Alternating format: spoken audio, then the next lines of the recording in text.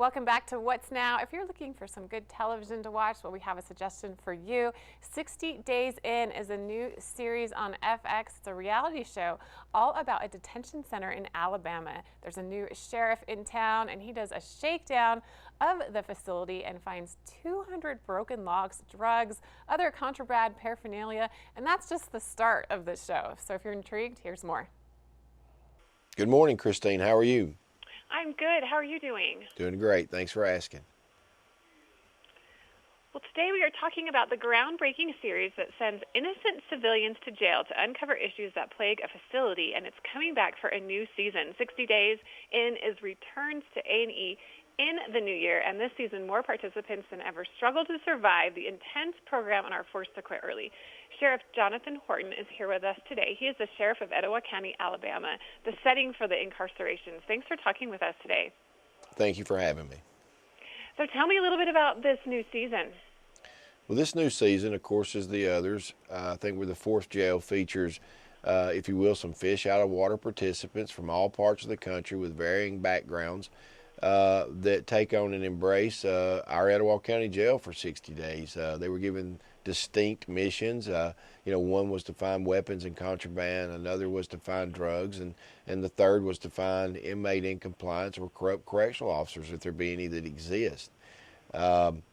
They came in and we gave them some training, let them know, this is what contraband in our jail looks like, and these are some signals that you can give us verbally and non-verbally. Safety was paramount, and give them a little self-defense course and kept them under close monitor and turned them loose. And they came back, reported to us their findings, and we made a lot of tremendous change that's already made our facility probably 90% safer and more efficient than it had been prior to the program. And for that, we're very thankful.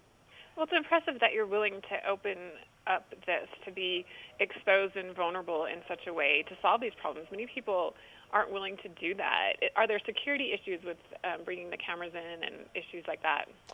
Certainly there's always, the security and safety aspect of it, and that was one of the most concerning paramount issues to me and my staff. And but fortunately we didn't have any mishaps or anybody get hurt, and we kept a close rain net on that.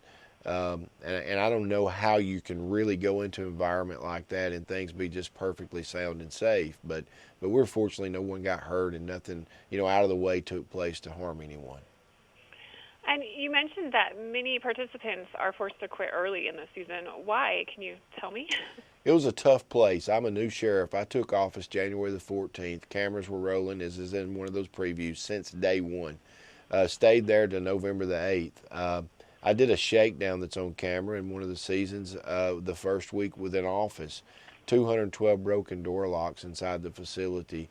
All of the windows had been unrepaired for 3 years. The cameras hadn't worked in over 3 years. The facility had not been searched in over 3 years. We toted over 5,000 pounds of contraband out of the facility. The windows was a big deal. There's no perimeter fence to the fifth largest jail that we have in Alabama.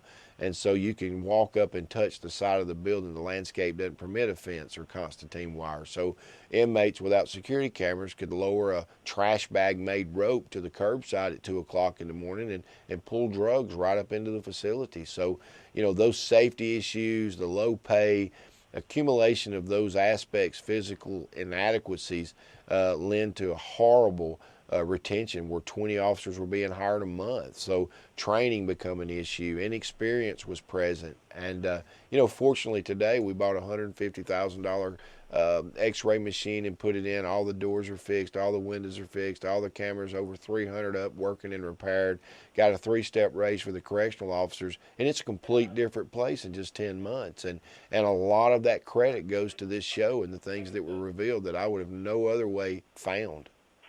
That's an amazing overhaul. You mentioned all the things that you found during that shakedown. What about things that came to light while filming the series?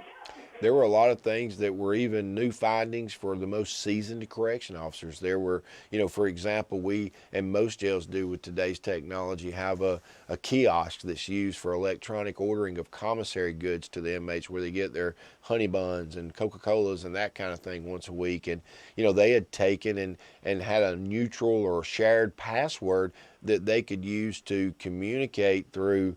3 packs of Doritos is C, and 1 pack of honey buns is A, and they could spell things out, and then the trustees could send messages on kites, they're called, under the mashed potatoes and things of that nature. So we were able to come in and get with the vending company and make it impossible to use a pen, if it didn't correspond with the unit you were in. So we cut that out. There was a lot of things from the way we get our inmates ready for court. We found ways that they were smuggling drugs from the court system through visitors and family members and attorneys. It just goes on and on of the things that we found that would have been happening even if the doors locked, even if the cameras worked. And that went a long way to the fact that we did a shakedown the last day the film crew was there, November the 8th. And instead of 5,000 pounds of contraband, I think out of 10 units and 800 inmates, we had maybe a half of a grocery bag of contraband. And that, you're never going to keep it out completely, but that was less than 2% of the findings 10 months prior. So it was a good findings and good results, and we're appreciative of that. Well, it's fascinating and good to hear all of the changes. I'm really intrigued. Where can we watch the new series? When does it start? Starts Thursday. January the 2nd on A&E, 10 o'clock Eastern, 9 Central. A&E every Thursday after that, after January the 2nd. Well, thanks so much, Sheriff Horton, for talking with us today. You are really doing amazing things there, and I can't wait to tune in. Thank you so much. Have a Merry Christmas. We appreciate you letting us talk with you, Christine. Thanks so much. Bye-bye. Bye-bye.